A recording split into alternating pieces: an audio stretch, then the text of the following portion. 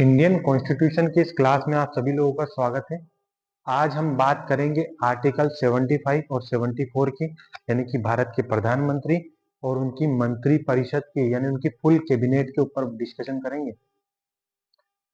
अनुच्छेद 75 और 74 यानी आर्टिकल 74 और 75 क्या बोलता है?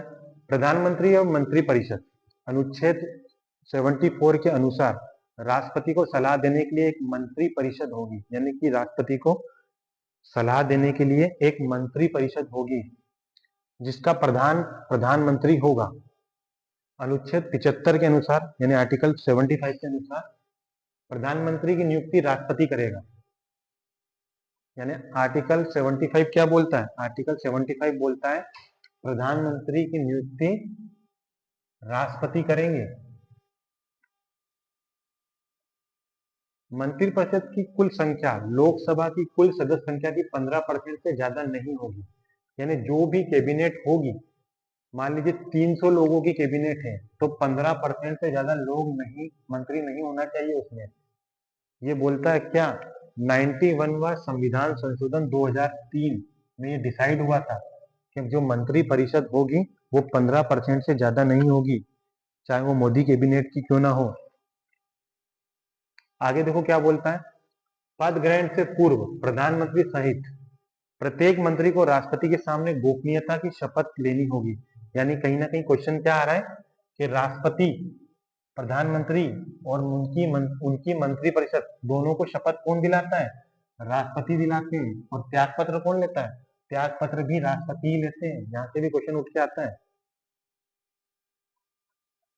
सभी मंत्री, राज्य मंत्री और उप मंत्री को निःशुल्क निवास स्थान तथा अन्य सुविधाएं मिलेंगी और अन्य सुविधाएं प्राप्त होंगी, ऐसा बता रहा है ये आर्टिकल 74 और 75।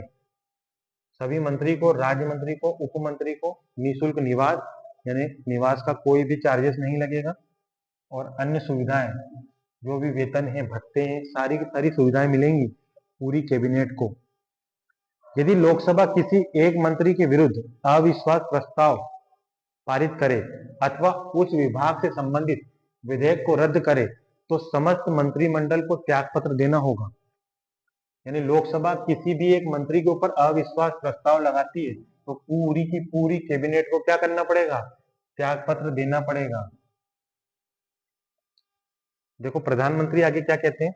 प्रधानमंत्री राष्ट्रपति को विभिन्न अधिकार हैं। जैसे प्रधानमंत्री राष्ट्रपति को विभिन्न अधिकार प्राप्त है।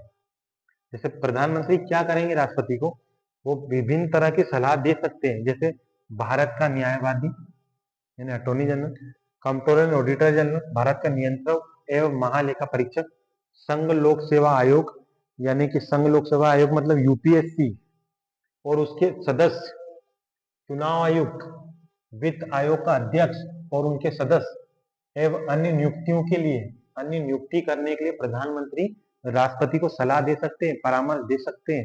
ये इसका वर्णन है संविधान में। प्रधानमंत्री किसी मंत्री को त्यागपत्र देने अथवा प्रधानमंत्री किसी मंत्री को त्यागपत्र देने अथवा राष्ट्रपति को उसे बर्खास्त करने की भी सलाह दे सकते हैं। यदि प्रधानमंत्री चाहें तो किसी भी मंत्री को बर्खास्त करने की सलाह राष्ट्रपति को दे सकते हैं और राष्ट्रपति उनकी बात को मानेगा। हालांकि बाध्य नहीं है, बात मान भी सकते हैं। वह मंत्रिपरिषद बैठक की अध्यक्षता करता है। कौन? प्रधानमंत्री।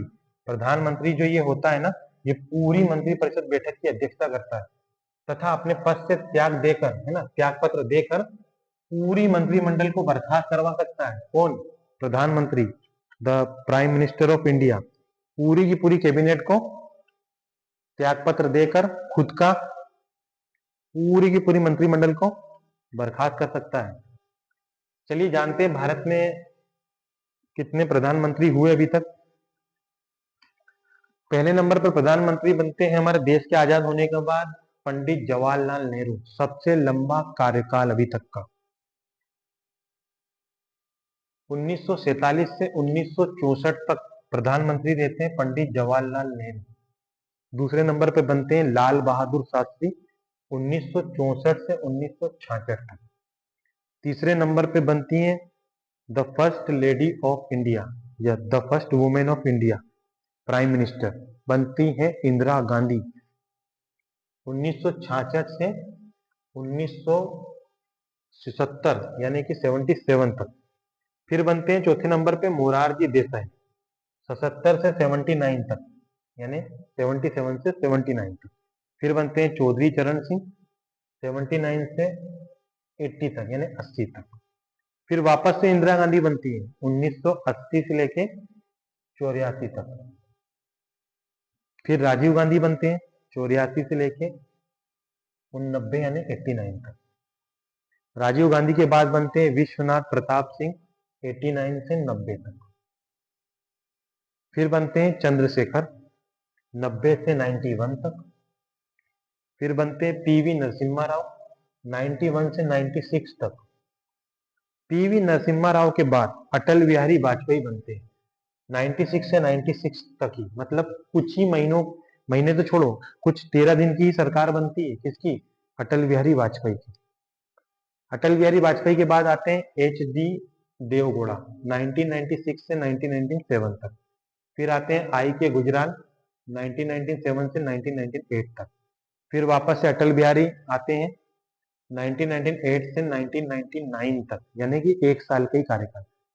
पहले 13 दिन का, फिर 1 साल का, फिर पूरे 5 साल का, यानी कि 1999 से लेकर 2004 तक। फिर बनते हैं मनमोहन सिंह 2004 से 2014 तक। हालांकि अभी इनका कुछ ही दिन पहले निधन हुआ है मनमोहन सिंह का। फिर बनते हैं 2014 से अभी तक जो प्रेजेंट में चल रहा है 2025 नरेंद्र मोदी। यहाँ पर हमारे अनुच्छेद 75, 74, प्रधानमंत्री, राष्ट्रपति ये सब खत्म होते हैं। अब हम कल बात करेंगे राज्यसभा की, लोकसभा की। तब तक आप लोग मुझे यूं ही देखते रहिए और मुस्कुराते रहिए।